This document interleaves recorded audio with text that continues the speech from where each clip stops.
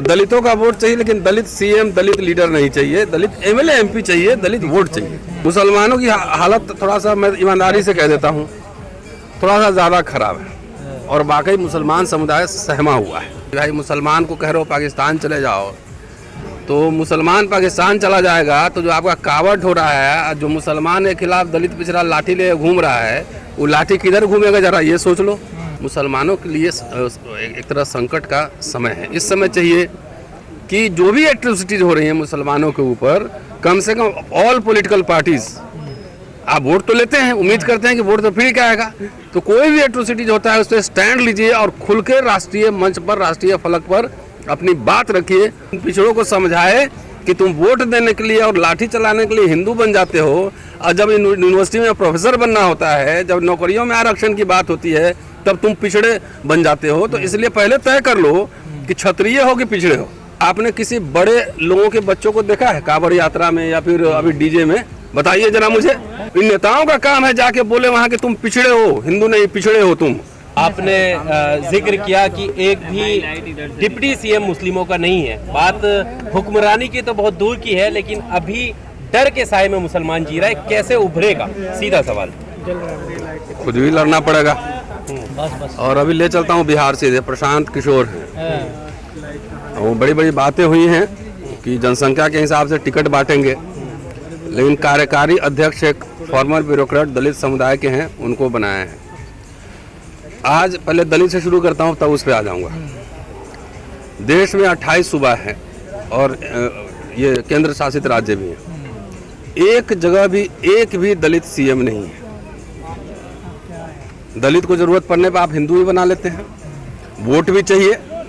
एक भी north India में एक बड़ा दलित नेता बताइए जिसको कटिंग अक्रॉस रीजन और कास्ट उसको लीडरशिप हो, एक भी नेता नहीं है। और ये देखिए, अब तो दबाव की राजनीति है ना, सिंबलिज्म में बात करते हैं, वैसे हम सिंबलिज्म में विश्वास नहीं करते हैं। सीएम भी बना दोगे, पीएम भी बना दोगे, तो आज तो देख ही रहे हैं कि पीएम पिछड़े हैं और ट्राइबल राष्ट्रपति हैं, लेकिन ट्राइबल का पिछड़ों का क्या हाल है सबसे छुपा नहीं है। लेकिन सिंबलिज्म भी अगर करना है तो कम से कम एक दलित सीएम तो देश में होना चाहिए कि नहीं होना चाहिए, हैं? तो दलितों का वोट चाहिए, लेकिन दलित सीएम, दलित लीडर नहीं चाहिए, दलित एमएलए एमपी चाहिए, दलित वोट चाहिए।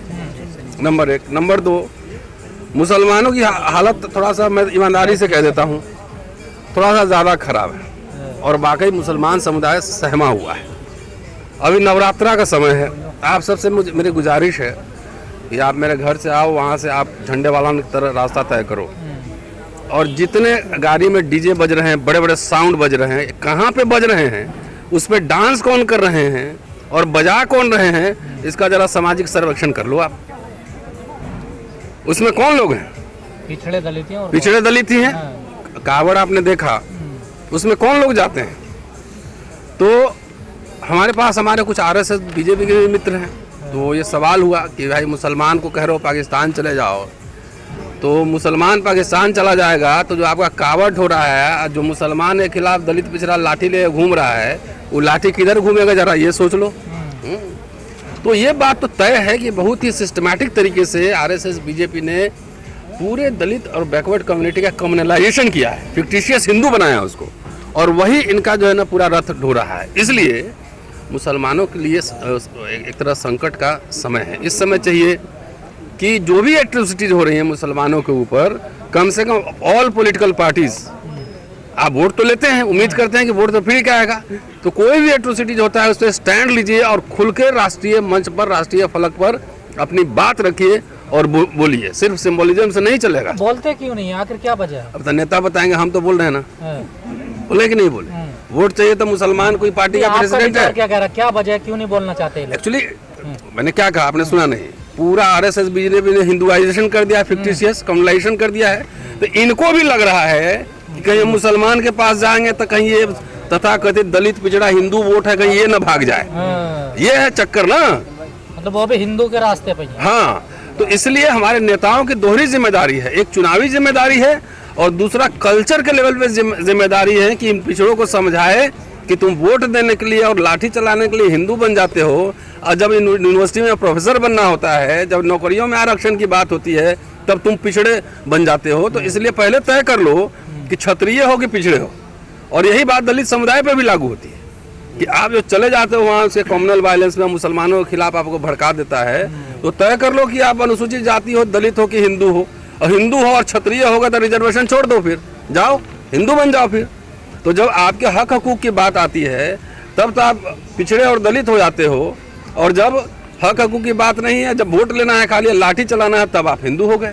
तो इसीलिए कह रहा हूँ कम्युनल वायलेंस जितने होते हैं, आपने किसी बड़े लोगों के बच्चों को देखा है कांवड़ यात्रा में या फिर अभी डीजे में? बताइए जरा मुझे। तो इसलिए कह रहा हूँ ईमानदारी से आरएसएस बीजेपी ईमानदार इस सेंस में है कि उसको जो एजेंडा सेट करना उसने कर दिया है, और ओपोजिशन पार्टी भी उसी एजेंडा पर खेलती रहती है, जबकि क्लियर कट ओपोजिशन को स्टैंड लेना चाहिए कि हमारे लिए सोशल जस्टिस इम्पोर्टेंट जितना है उतना ही इम्पोर्टेंट सेकुलरिज्म भी है।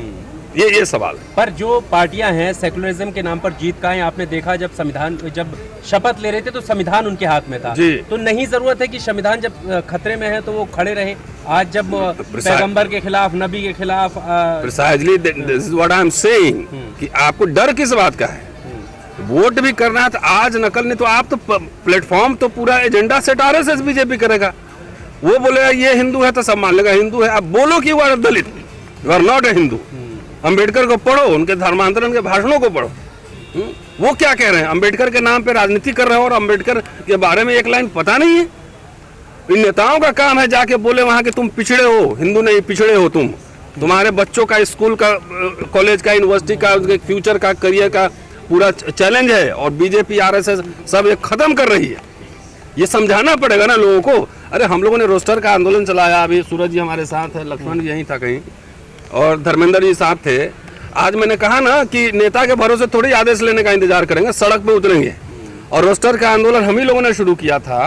और जयप्रकाश यादव जो कि आरजेडी के नेता हैं, एक बार शरद जी घर पे मिले हमें, उन्होंने कहा कि रतन जी आप लोगों ने ऐसा क्या कह दिया कि मेरे कॉन्स्टिट्यूंसी में 19 साल का एक लड़का हमसे पूछ रहा है कि रोस्टर पे आपने बोला कि नहीं बोला।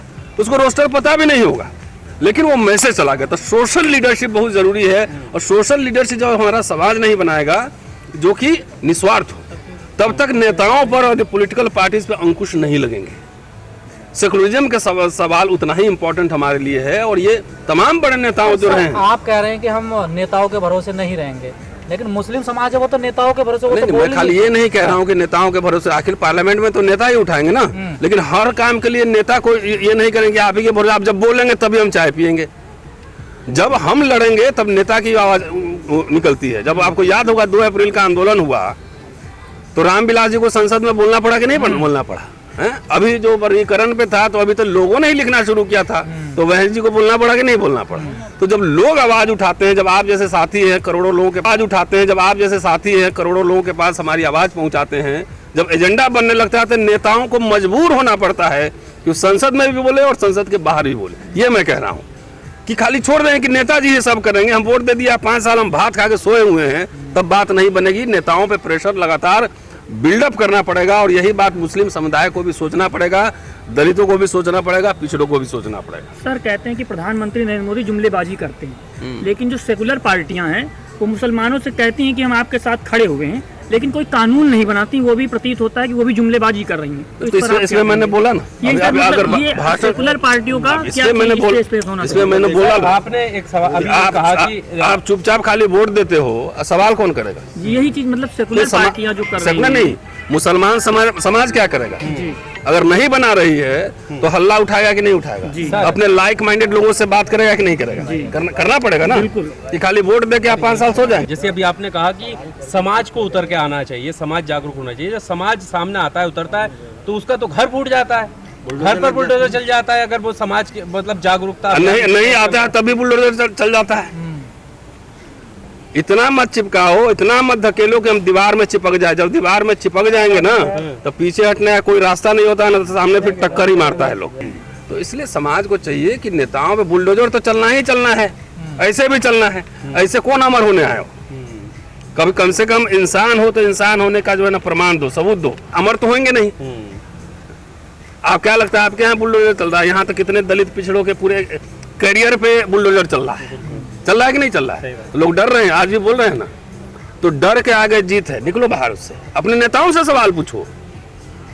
है ना। सवाल पूछोगे तब नेता प्रेशर में आता है, सवाल नहीं पूछोगे तो नेता लोग बहुत मोटी चमड़ी का होता है। हाँ, आराम से वोट लिया, बोला टाटा बाय बाय। हाँ, तो राम राज्य है, ये दलित पिछड़े समाज समझे कि वो राम राज्य में रह रहे हैं, समझे। अब जाके मैं इसलिए दलित समाज का भी क्रिटिक करता हूँ कि आप लाखों करोड़ों रुपया चंदा ले रहे हैं, इतने संगठन चला रहे हैं, और वहीं पर सुरेश पाल जाटाबाज आ रहा है जिसमें लाखों की भीड़ है, और आप इतना मिशन मूवमेंट चला रहे हैं, आपके यहाँ 10,000 की भीड़ नहीं आती है। तो कौन सा मिशन मूवमेंट चल रहा है? कोई आपने समाज को जागरूक करने का कौन सा तरीका अपना है कि साधु के कैंप में जो है लाखों लोग जा रहा है और आपके कैंप में जो है 10,000 भी लोग नहीं आ रहा है? इसी में इसका जवाब है। इसलिए समाज को भी सोचना चाहिए कि आप जो पैसा खर्चा कर रहे हैं, टाइम लगा रहे हैं, उसका क्या यूटिलाइजेशन हो रहा है, क्या पब्लिक इंटरेस्ट में, साइंटिफिक टेम्परामेंट को बढ़ाने में उसका इस्तेमाल हो रहा है कि पैसा इकट्ठा करके अपनी अपनी जागीर लोग बना रहे हैं।